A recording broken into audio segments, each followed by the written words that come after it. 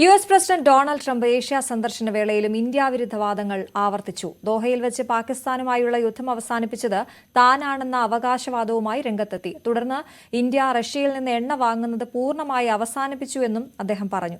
India ആവർത്തിച്ച് നിഷേധിക്കുമ്പോഴാണ് Trump തന്റെ വാദങ്ങൾ തുടരുന്നത്.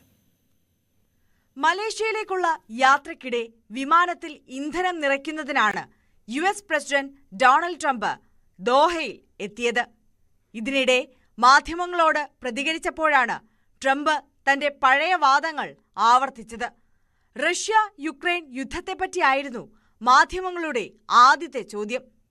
ഇതിന് റഷ്യൻ പ്രസിഡന്റ് വ്ളാഡിമിർ പുടിനുമായി അനാവശ്യമായി സംസാരിച്ച് സമയം കളയാനില്ലെന്ന് ട്രംപ് പറഞ്ഞു.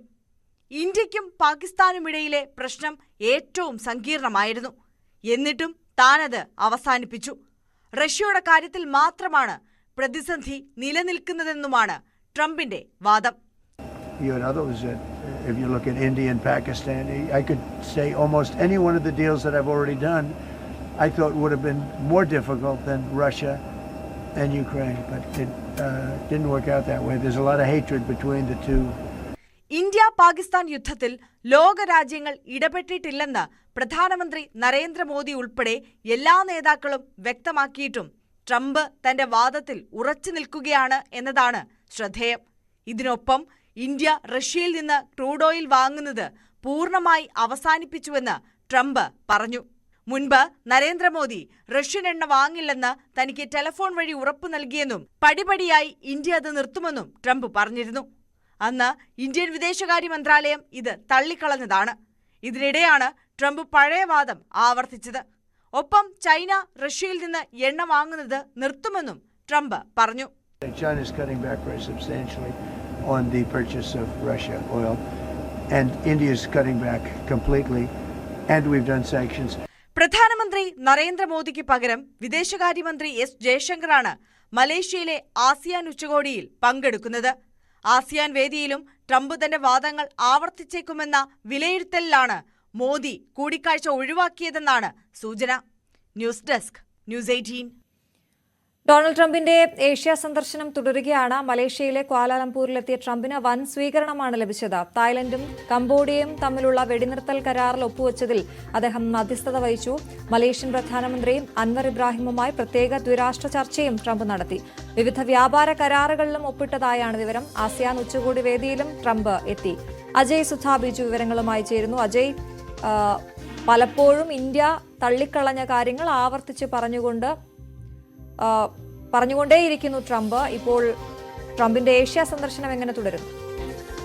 അശ്വതി, ട്രംപിന്റെ ഏഷ്യ സന്ദർശനത്തിൽ ഇന്ന് രാവിലെ രണ്ട് നിർണായകമായിട്ടുള്ള ചർച്ചകളാണ് ട്രംപ് നടത്തിയത്. ആദ്യഘട്ടത്തിൽ അദ്ദേഹം മലേഷ്യയുമായിട്ട് പ്രത്യേക ട്രേഡ് ഡീലിൽ ഒപ്പുവെക്കുകയുമായിരുന്നു. മലേഷ്യയുമായിട്ട് ഈ പ്രത്യേക എലമെന്റ്സിന്റെ ട്രേഡ് ഡീലാണ് ഒപ്പുവെക്കുകയുമായി ഉണ്ടായിരുന്നത്. അതുപോലെ തന്നെ അതിനുശേഷം രണ്ടാമതായിട്ട് അദ്ദേഹം പങ്കെടുത്ത പ്രധാനപ്പെട്ട ഒരു യോഗമായിരുന്നു തായ്ലൻഡും കംബോഡിയയുമായിട്ടുള്ള വെടിനിർത്തൽ കരാറിൽ ഒപ്പുവെക്കുന്നതുമായിട്ട് ബന്ധപ്പെട്ടിട്ടുള്ള ഒരു യോഗം. ഇതിൽ ട്രംപ് മധ്യസ്ഥത വഹിക്കുകയായിരുന്നു ഉണ്ടായിരുന്നത്. ഈ തായ്ലൻഡ് കംബോഡിയയും ഈ വെടിനിർത്തൽ കരാറിൽ ഒപ്പുവെക്കുകയും അതുപോലെ തന്നെ തായ്ലൻഡ് തങ്ങൾ പിടിച്ചെടുത്തിട്ടുള്ള കംബോഡിയയുടെ 18 സൈനികരെ വിട്ടു നൽകും എന്ന് ഉറപ്പ് നൽകുകയും ചെയ്തിട്ടുണ്ട് ട്രംപിന് മുമ്പ് വെച്ച്.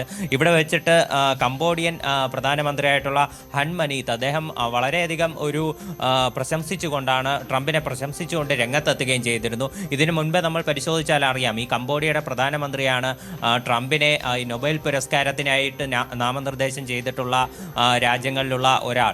അപ്പോൾ ഇദ്ദേഹം ഈ ഒരു വേദിയിൽ വെച്ചിട്ടും ട്രംപിനെ അനുകൂലിച്ചുകൊണ്ട് ട്രംപിനെ പ്രശംസിച്ചുകൊണ്ട് പറഞ്ഞു ട്രംപ് സമാധാനത്തിന് വേണ്ടി നിരവധി ശ്രമങ്ങൾ നടത്തുന്നുവെന്നും അദ്ദേഹത്തെ എത്ര പ്രശംസിച്ചാലും മതിയാകില്ല എന്നും അദ്ദേഹം പറയുകയുണ്ടായി. എന്നാൽ തായ്ലൻഡിന്റെ ഭാഗത്തു നിന്ന് വന്നിട്ടുള്ള പ്രതികരണം കുറച്ച് വ്യത്യസ്തമായിരുന്നു.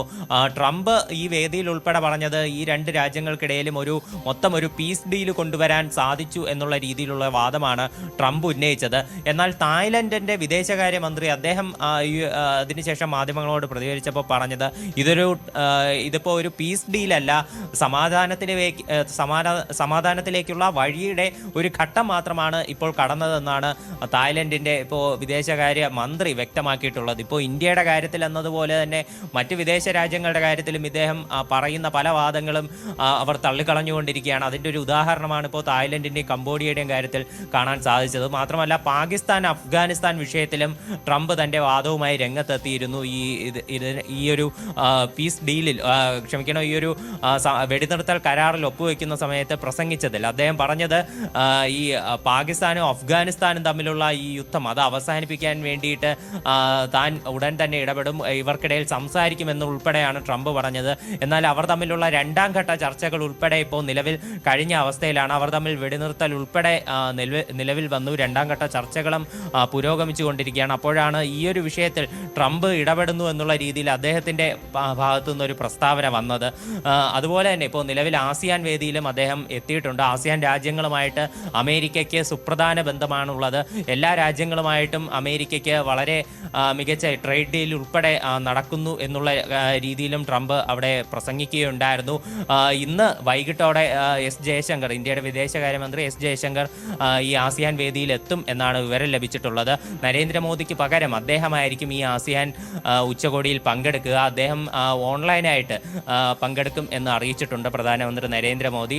ഈ എസ് ജയശങ്കറും ട്രംപും തമ്മിൽ കൂടിക്കാഴ്ച നടക്കുമോ എന്നുള്ള കാര്യത്തിൽ നിലവിൽ നമുക്ക് വ്യക്തത ലഭിച്ചിട്ടില്ല. എന്നാൽ അമേരിക്കൻ പ്രതിനിധികളുമായിട്ട് അദ്ദേഹം കൂടിക്കാഴ്ച നടത്തും എന്നാണ് നമുക്ക് ചില സ്ഥിരീകരിക്കാത്ത വിവരം ലഭിക്കുന്നത്.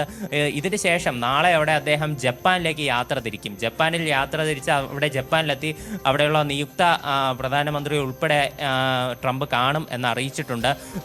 അതിനുശേഷം അടുത്തതായിട്ട് അദ്ദേഹം യാത്ര തിരിക്കുന്നത് ദക്ഷിണ കൊറിയയിലേക്കാണ്. അവിടെയുള്ള പ്രത്യേക വ്യാപാര സമ്മേളനത്തിൽ ഉൾപ്പെടെ ട്രംപ് പങ്കെടുക്കും. അവിടെ വെച്ചായിരിക്കും ചൈനീസ് പ്രസിഡന്റ് ഷീ ജിങ് പിങ്ങുമായിട്ട് കൂടിക്കാഴ്ച നടക്കുക. ലോകം മുഴുവൻ ഉറ്റുനോക്കുന്ന മറ്റൊരു നിർണായകമായിട്ടുള്ള കൂടിക്കാഴ്ചയാണ് ഷീ ജിങ് പിങ്ങുമായിട്ട് ദക്ഷിണ കൊറിയയിൽ നടക്കാനായിട്ട് ഉദ്ദേശിച്ചിട്ടുള്ളത്.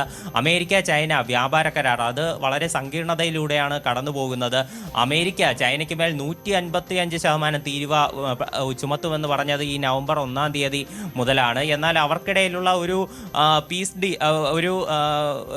ഒരു ട്രേഡ് ഡീൽ അത് അവസാന ഘട്ടത്തിൽ എത്തി എന്നാണ് അമേരിക്കൻ പ്രതിനിധി ഇപ്പോൾ കുറച്ച് മുൻപേ ആസിയാൻ വേദിയിൽ പങ്കെടുത്തതിന് ശേഷം അദ്ദേഹം മാധ്യമങ്ങളോട് പ്രതികരിച്ചത്. ഇപ്പോൾ ചൈനയുമായിട്ടുള്ള ഒരു വ്യാപാര കരാർ അത് അതിൻ്റെ അവസാന ഘട്ടത്തിലാണ്. നേതാക്കൾക്ക് കൂടിക്കാഴ്ച നടത്തി സംസാരിക്കാൻ ഒരു ഫൈനൽ സെറ്റിൽമെൻറ്റിലേക്ക് വേണ്ടിയിട്ടുള്ള എല്ലാ വഴികളും തങ്ങൾ വെട്ടിക്കഴിഞ്ഞു എന്നുള്ള രീതിയിലാണ് അദ്ദേഹം പറഞ്ഞത്.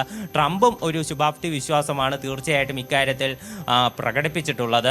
ഇതിനിടയിൽ അദ്ദേഹം ഇന്ത്യക്ക് എതിരെയുള്ള ചില മുൻപ് പലതവണ ഇന്ത്യൻ അധികൃതരും മന്ത്രിമാരും ഉൾപ്പെടെ തള്ളിക്കളഞ്ഞിട്ടുള്ള പാകിസ്ഥാൻ വിഷയവും അതുപോലെ തന്നെ റഷ്യയിൽ നിന്ന് എണ്ണ വാങ്ങുന്ന വിഷയവും ഉൾപ്പെടെ എടുത്തിട്ടിട്ടുണ്ട്. ഇന്ന് എസ് ജയശങ്കർ ആസിയാൻ വേദിയിൽ പ്രസംഗിക്കുമ്പോൾ ഇതിൽ പലതിനും മറുപടി പറയും എന്നാണ് നമുക്ക് പ്രതീക്ഷിക്കാനാവുന്നത്. അശ്വതി, അതാണ് ആ മറുപടിയും നമ്മൾ ഉറ്റുനോക്കുകയാണ്. അജയ് സുധാ ബിജുവാണ് വിവരങ്ങൾ നൽകിയത്. കനേഡിയൻ